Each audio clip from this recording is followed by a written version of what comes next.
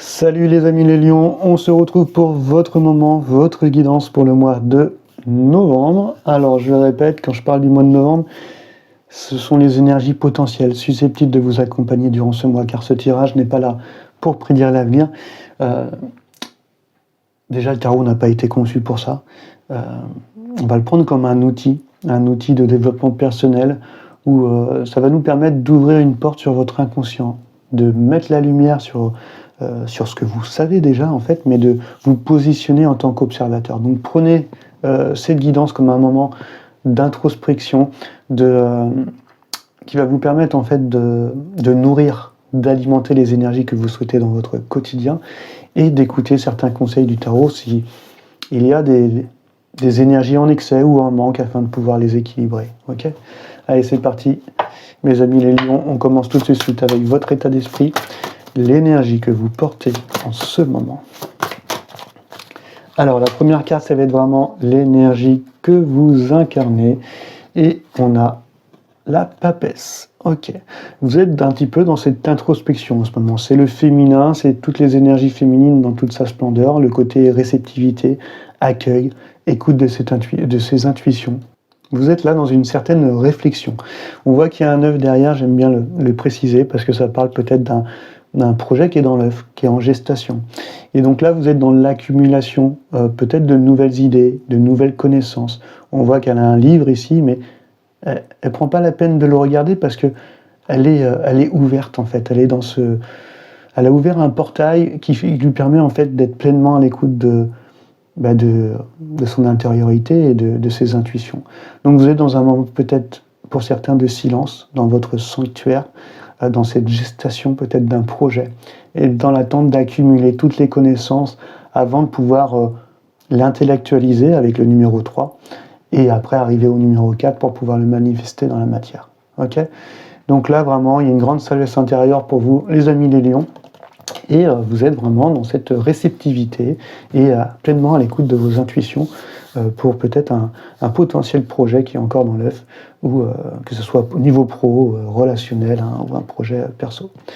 Allez, on va aller voir maintenant la seconde carte qui va parler un petit peu de la carte qui va être en opposition ou qui aura une influence positive. D'accord ? Et là, on tombe sur l'arcane du diable, l'arcane numéro 15. On passe du 2 au 15, donc pour moi c'est une influence positive, en fait, on évolue. Et là, le 15, avec cette carte du diable, ça parle vraiment d'une grande maîtrise de cette force de vie, en fait. Moi j'aime bien voir, pour ceux qui connaissent la série Lucifer, cette énergie, en fait, quand vous écoutez vos désirs, en fait, c'est une énergie qui est incomparable, en fait. Il n'y a aucune barrière qui peut vous arrêter. Vous allez vers ce que vous ressentez, vers vos désirs, et vous avez une grande force en fait de vie pour pouvoir réaliser vos projets. Voilà. Et donc là, vous êtes dans une énergie où vous écoutez vos désirs, mais vous n'êtes pas, c'est pas les désirs qui vous contrôlent. Voilà. Normalement, cette carte, quand elle tombe un petit peu dans son côté négatif, donc peut-être que ça va résonner pour certains, voilà, que il est bien d'avoir des désirs, mais il ne faut pas que ce soit ces désirs qui vous enferment. Voilà. Il faut toujours garder en fait la main là-dessus. On voit qu'ils ont les mains aussi qui sont derrière la tête, hein, ces petits diablotins. Et en fait, malheureusement, ils sont plus dans le contrôle de leurs désirs. Et peut-être ça peut parler d'addiction ou de choses comme ça. Okay ?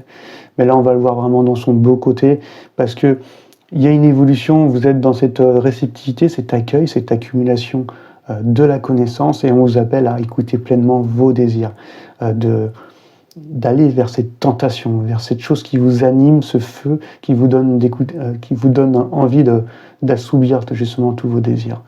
Donc ça peut parler d'une relation aussi très intense que vous avez en ce moment, et ça parle vraiment d'agir en fait en conséquence aussi. Parce que pour certains qui vont être encore peut-être pieds et poings liés dans des choses qui vont être addictives ou dans laquelle on va être un peu dépendant, et cette carte vous appelle aussi à vous éveiller à la responsabilité et à la manière dont vous vivez votre vie, d'accord ? Donc c'est pour ça qu'il faut agir, il faut mettre les choses en action, mais en savoir toutes les conséquences derrière, ok ? Donc on vous appelle à écouter vos désirs pleinement, ok. Mais il ne faut pas que ces désirs vous enferment ou que cela soit de la dépendance, d'accord? Donc en tout cas, il y a un grand potentiel que je vois à la libération, ok, et à l'abondance, si vraiment vos désirs ne sont pas enfermants, voilà. Si vos désirs en fait vous permettent de vous ouvrir pleinement et d'être dans cette expansion, ok. Donc ça parle d'une grande maîtrise, de vous appeler à une grande maîtrise de cette force que vous avez, d'écouter pleinement vos désirs, mais d'agir en conséquence. Ok. Allez, on va voir maintenant le déploiement de cette énergie sur ces conseils et écouter. Et en fait, derrière, on a le battleur. Ok. Donc en fait, le fait d'écouter là ces désirs, là, ce qui vous anime, peut-être cette relation qui est intense là, et d'assouvir vos désirs, va vous permettre de faire un nouveau pas vers un nouveau chapitre, un nouveau commencement. On retombe sur le 1. En fait, on vous dit que derrière, en fait, vous allez... il n'y a pas encore la stabilité, parce que on voit que les 3 pieds de la table. Okay, on ne sait pas où est encore la 4e chose. Il y a un projet qui est pas encore très concret. En tout cas, on vous montre que vous avez toutes les cartes en main pour réussir. L'arcane du magicien, c'est vraiment... On débute quelque chose de nouveau, mais on se concentre sur un but, on fait le premier pas. Donc, tout cela, forcément, si vous vous libérez, si vous libérez votre potentiel et vous vous libérez à cette abondance, et ben derrière, en fait, ça va être le moment d'agir, d'avoir complètement confiance en vous pour pouvoir commencer un tout nouveau chemin. D'accord ? Donc si ça parle au point de vue relationnel, ça peut parler aussi de ça y est, vous vous libérez de vos chaînes et de peut-être pour certains d'une dépendance affective, et aujourd'hui vous prenez un tout nouveau départ et vous agissez et vous récupérez cette confiance parce que vous n'êtes plus dans cet attachement qui pouvait être toxique. Pour d'autres, vous maîtrisez complètement cette force de vie et que vous écoutez pleinement votre désir en fait, et vous allez vers cette relation à ce moment-là qui peut être intense, voilà, pour pouvoir être à l'écoute de vos tentations et puis vraiment d'écouter votre cœur en fait, voilà.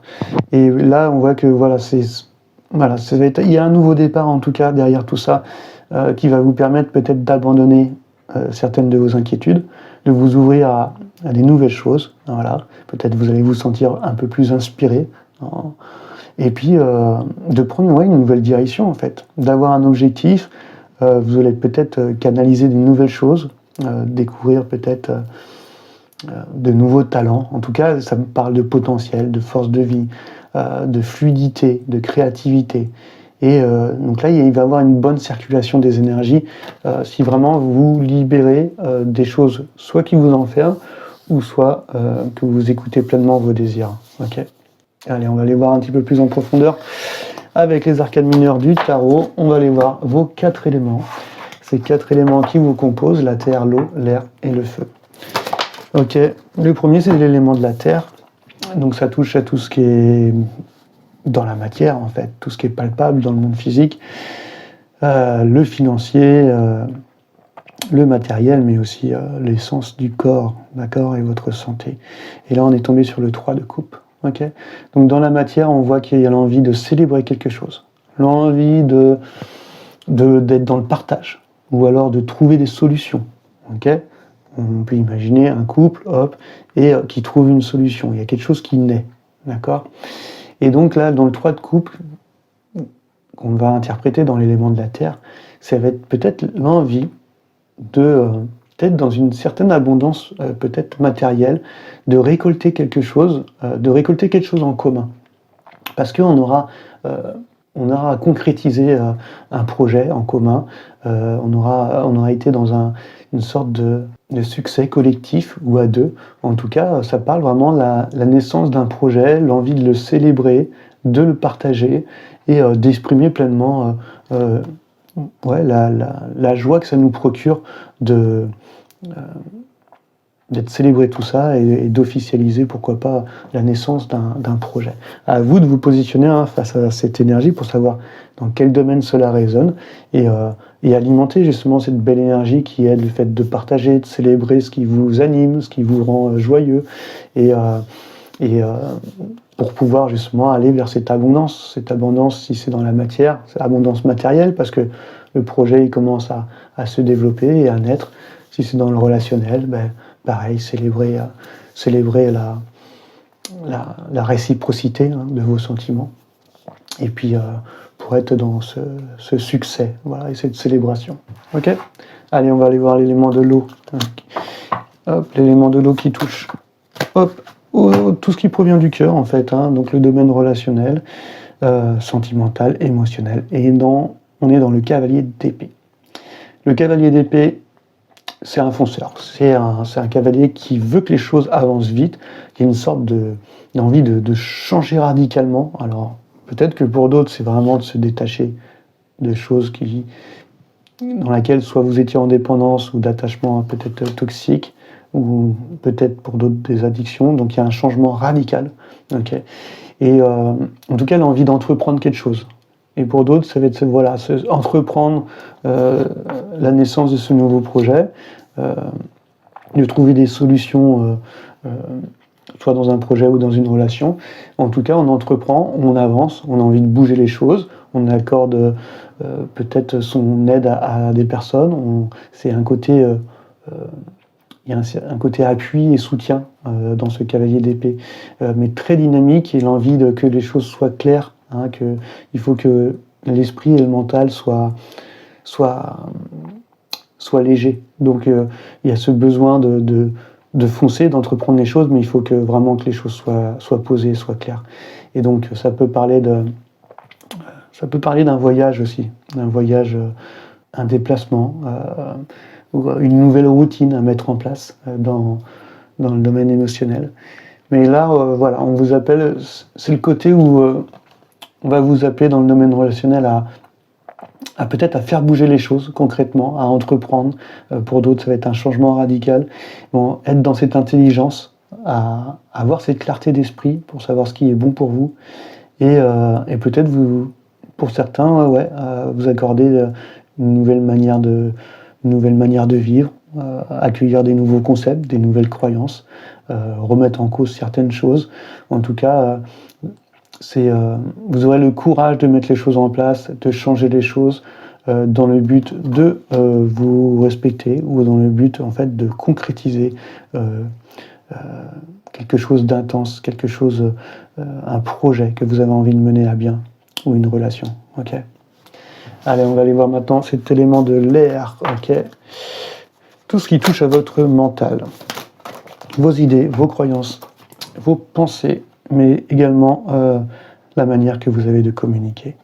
Et là, on tombe sur le 2, 4, 6, c'est bien ça, 7. Le 7 de denier. Le 7 de denier, elle est tombée dans son côté lumineux. Le 7 de denier, lui, dégage un côté très patient, il vit au rythme de la nature. C'est le côté où on éclaircit un petit peu son arbre fruitier, et on attend que les fruits arrivent à maturation avant de les récolter. Donc on est dans cette patience, dans ce côté à vouloir éclaircir les choses. Donc au niveau du mental, de vos idées, de vos pensées, vous voulez faire le point. Vous voulez que les choses soient claires, encore une fois.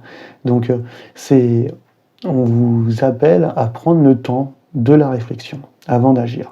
Okay, parce qu'on voit que derrière, là, au niveau émotionnel, vous avez envie d'un changement radical et vous avez envie de bousculer les choses.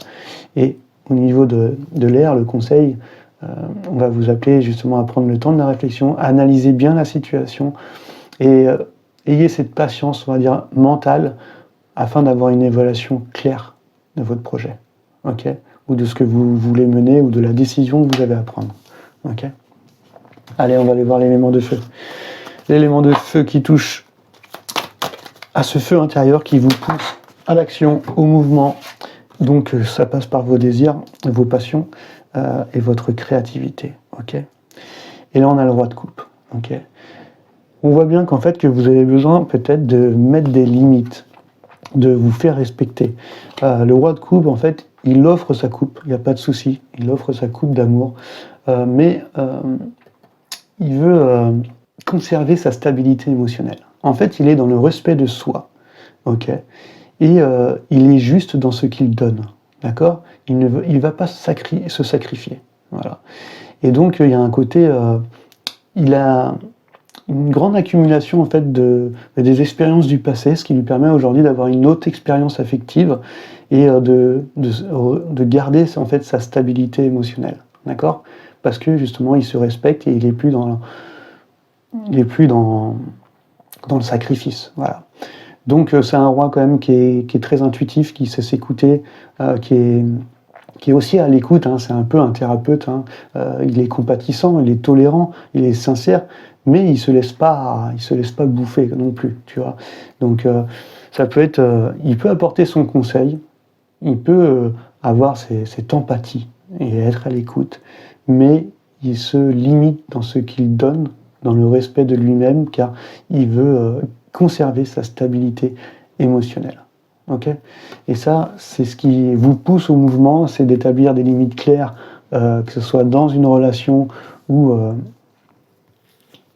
dans tout ce qui touche à la sphère sentimentale et émotionnelle, de savoir poser des limites, être là pour les autres, mais aussi de s'écouter et de se prioriser aussi soi-même afin de conserver cette sécurité et cette stabilité émotionnelle. Okay, en tout cas, j'espère que ce petit tirage vous aura parlé. Comme d'habitude, vous pouvez prendre une guidance privée via mon site internet ou directement via mon adresse mail. Et moi, je vous dis à très bientôt sur la chaîne. Allez, ciao, ciao.